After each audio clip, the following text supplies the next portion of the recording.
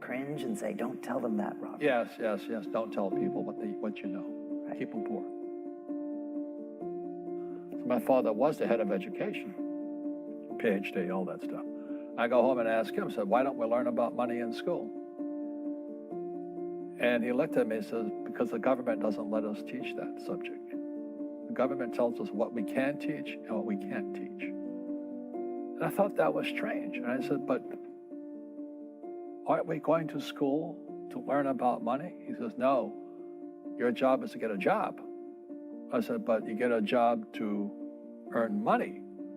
He goes, no, you're supposed to just get a job. I went, no. Isn't the purpose of a job to earn money? He goes, you're correct. I said, so why don't I just learn about money? I can skip the job part, you know? And he got flustered and he said, if you want to learn about money, why don't you ask your best friend's father about money? And I said, why? That's Mike. So why ask him? He says, because Mike's father is an entrepreneur. And I said, what are you? He says, I'm an employee. I'm a government employee. I went, oh, what's the difference? He says, the difference is an entrepreneur must know about money, or they're no longer entrepreneurs. And he says an employee doesn't have to know anything about money, because the government will take care of them, the company will take care of them. So I'm all confused. But I took my dad's advice and I trundled over to Mike's father's office and knocked on his door and I said, hey, I'm here, 9 years old. Teach me about money. He says, beat it, kid, you know. But that's where the story of Rich Dad, Poor Dad started. And finally, through persistence, my rich dad started teaching me about money on one condition. And that condition was he would never pay me. He says, the moment I pay you, you think like an employee. He says, that's the trap. Entrepreneurs work for free. And now I'm 9 years old, my head's cracking in half. He says, you never want a paycheck. You understand that, kid?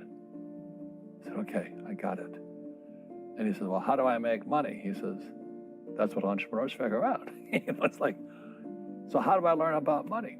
So he would just break out a Monopoly game board. So I would work for free and pick up cigarette butts, and he had hotels and restaurants, and I would clean and do menial tasks. And as I got older, I started getting into office work and marketing and accounting, and I was an apprentice basically, but I always worked for free. And he would teach me about money, but the way he taught me about money was playing Monopoly. And finally one day I got upset. I said, well, when are you going to teach me about money? He says, what do you think we're doing? We're playing Monopoly. He goes, no. What do you think we're doing? We're playing Monopoly. He says, what do you think we're doing? So I don't know. I'm teaching you about money.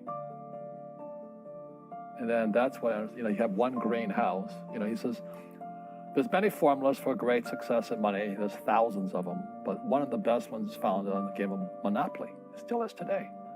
4 greenhouses, 1 red hotel. I said, what? He says, one of the greatest ways to acquire great wealth is playing Monopoly in real life. 4 greenhouses, 1 red hotel. But is that all there is? He goes, that's it. And he says, what do you think I'm doing? And I went, I don't know. So then he took me out and he showed me his greenhouses. And 10 years later, when I was 19, I was now in school in New York, and I come back to Hawaii, and Rich Dad had bought the biggest piece of land smack dab in the middle of Waikiki Beach. And when you go to Waikiki Beach today, you'll see the Hyatt Regency Hotel. That was his hotel. Just like the game of Monopoly. Just like the game of Monopoly. Acquired assets, and they became bigger assets. He just kept what's called an assemblage, because that property wasn't that big at the time, so he had to buy out all the small guys. Because Waikiki was a little dirtwater little town. So he'd buy out this shop owner and buy that shop owner. And it took him a while, but he finally assembled this large piece of property. And then he and Hyatt put up this giant hotel. It just sold for $800 million. So that's how I learned about money.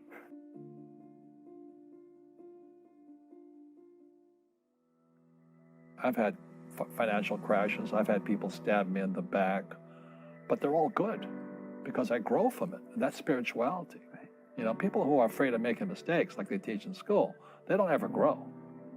because spirituality is there's good and there's bad, there's right and there's wrong, there's up and there's down.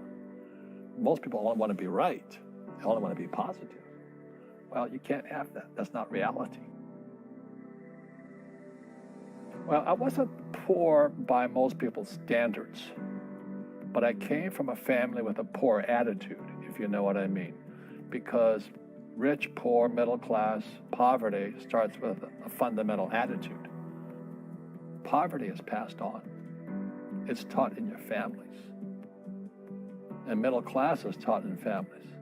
And so the people right now who are sitting at home, who are struggling financially or worried about money or unhappy, they may be making a lot of money, but unhappy with what they're doing, it was probably taught to you. You know, your superego was taught, get a job, work hard, or you'll never be rich, or the rich are evil, or whatever. The school system will never teach you about money. The school system was designed to teach you to be an employee, which is important, or a doctor or a lawyer, a specialist, but never about money. And what most people lack is real business knowledge, like accounting, like debt, like taxes. You got to know that stuff, but they don't teach it in school to anybody.